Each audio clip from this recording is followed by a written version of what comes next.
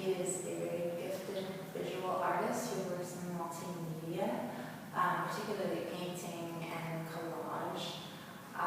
He just put together this incredible installation at 825, and I can't wait to record him and talk about the work. And here's Ryan. Well, thank you. I'm excited. I'm glad to be sitting here with you talking about the work. And what artist doesn't love to talk about their own things in themselves? So, welcome. And yeah, thank you for those kind words about Xochipilli, who's behind us. The god is the Aztec Prince of Flowers. That's what its origin is, and all of the gods in the pantheon, which are showing here at the gallery, are from global mythologies. And I took them from different parts of the world, so Aztec mythology, Chinese mythology, there's some from Celtic myth, Norse myth, Egyptian myth, classical Greek, to Hindu, Muslim, pre-Muslim, and Japanese Shinto belief. So there's a lot of breadth, and all of these gods are gods who had what we would consider today queer storytelling elements in their mythologies. So they're specifically chosen as a pantheon of gods addressing queerness and what it means to be queer in what I think a contemporary context. So we're looking at queerness through an ancient lens and applying it to the modern way that we live today. And which is why Xochipilli is such a mix of fun things. I wanted to call in elements that reflected on who the god was in his actual time and place, in his era, but also who the god is to me and who I am in relationship to the god. One of the really fun things about creating all of these collage works, because the figures are patterned and broken up into different ways, I had different layering processes for each of them. And so all of the pieces took maybe 4 or 5 levels of completion, of layers, and that became this meditative conversation with the actual character themselves. And the joy with Xochipilli is that he started for me as a digital drawing, well, as a photograph of myself. And then transformed into a digital drawing, broken up into the pieces, and patterned out a little bit so that I could map how he would be formed. And then, so there's this quiet conversation at the desk, at the art table, and then there's this very intense conversation with the god as I'm literally nailing in 1,000 pins onto the wall. But yeah, he's a wonderful character in Aztec mythology, and I chose him as the father of the gods, my father of gods, because as part of his portfolio, he actually is the patron god of queer people. He was assigned homosexuals, prostitutes, music, art, crafts, medicine, hallucinogens. He had all the really fun, exciting things that you want to be god of. So placing him as the figurehead in the show was really important to me. And a little bit of like art nerd history in the tie-in. This is a 4-wall room, the Wiedemann Gallery at 825, with a central doorway in the east-facing wall. So Xochipilli is here on the west, and he catches the sunlight in the morning, which is really wonderful. And it's fun to think about a bloodletting Aztec god also having the west, position sitting behind him. And then in positionality, all of the gods in the show are, even though they're individual objects of art, they are presented in a way to mimic what a pantheon of gods would look like on the relief of a temple, right? So if they were carved into the walls, into the marble, or if they were the statues in the temple, they would be arranged in this same kind of way, where all of the gods are looking inward towards the main patron god. which in this case is Shogi healing. Very cool. Boy, I really got that feeling of like a temple. Oh, thank you. Yeah, Thank really you. nice. Yeah. It's for me, the 825s is really, at the Los Angeles Art Association, they have they serve about 500 artists every year. And of those 500 artists, there are 40 positions for solo shows. I've been a member for 5 years, and this was my solo show. I put in for, I believe I submitted 6 different applications for solo shows, and this is one that was eventually accepted. So I did 2 applications for 3 years in a row.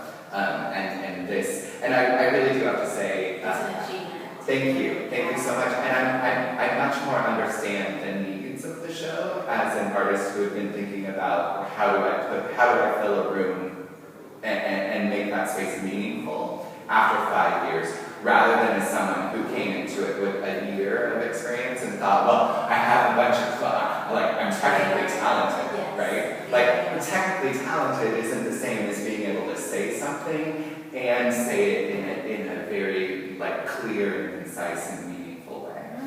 And so when I knew that I had the Wienerman space, right, which is very enclosed and shrine-like and kind of cave-like in itself, I knew that the idea of the Pantheon was going to expand even more into the shrine-like atmosphere, and that led to an installation.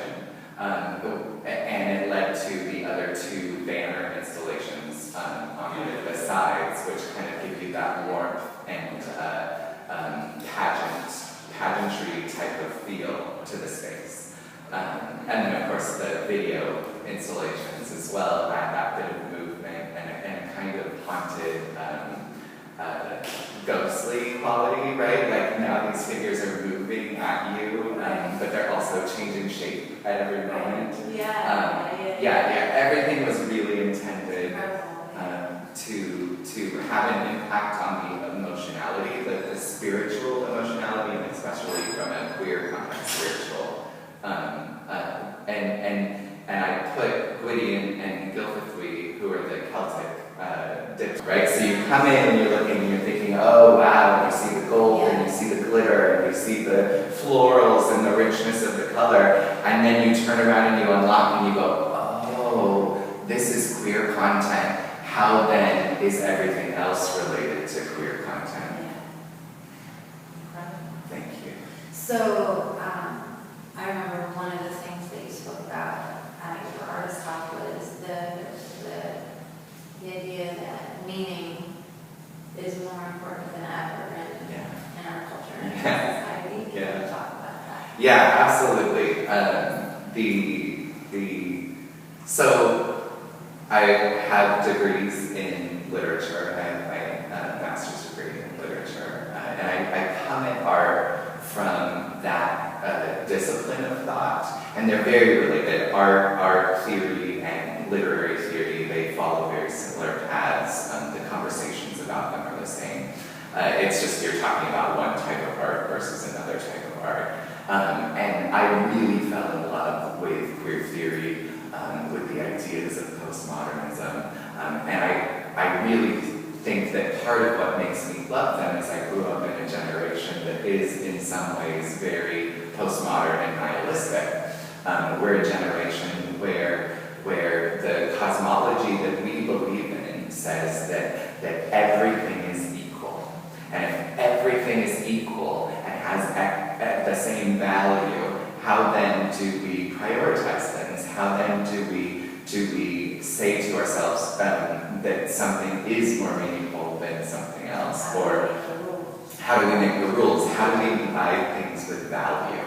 Right? And this becomes a problem in the postmodern context, because if nothing has value, you are then forced to search for meaning, which in a, I think, spiritual context is a really great and humanist way of viewing the world, right? Rather than seeking outwardly through gods or through a god what meaning and values are, where the humanist side says, look internally, create values for yourself, create values in the experiences that you have, in the things that you encounter.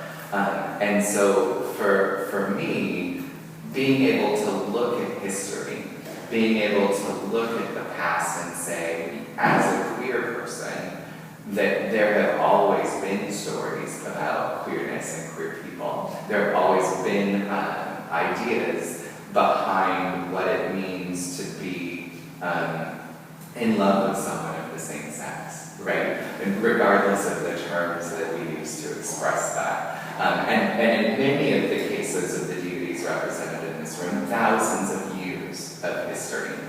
Soma, who's one of the banners, comes to us from the Hindu mythology, and there's a ritualistic sexualized act that he performs on the fire god Agni, who is his husband, that leads to the creation of the cosmos. And it's one of the few stories where queer sexuality globally is seen as a creative act. And that's really, really exciting. And so to have those and to be able to pull those forward into time today and give myself meaning in the parts of myself that respond to queerness, right? That resonate to that, and to express it to others and to say these are our stories and they're still relevant, whether they're stories from 4,000 years ago or whether they're the stories from today. And I like to think of them as like, these are my representation of the gods, is what they would clothe themselves in if they were active deities today, right? Rather than marble and paint, or rather than wood carvings, that we would represent ourselves into these kind of postmodern, fractured, segmented, part for the whole beings, because gods, just like all of us, just like people, are all unique and are all changing and shifting and being redefined, and ultimately we can't understand them, right? Everything's incomprehensible. When you go to the divine,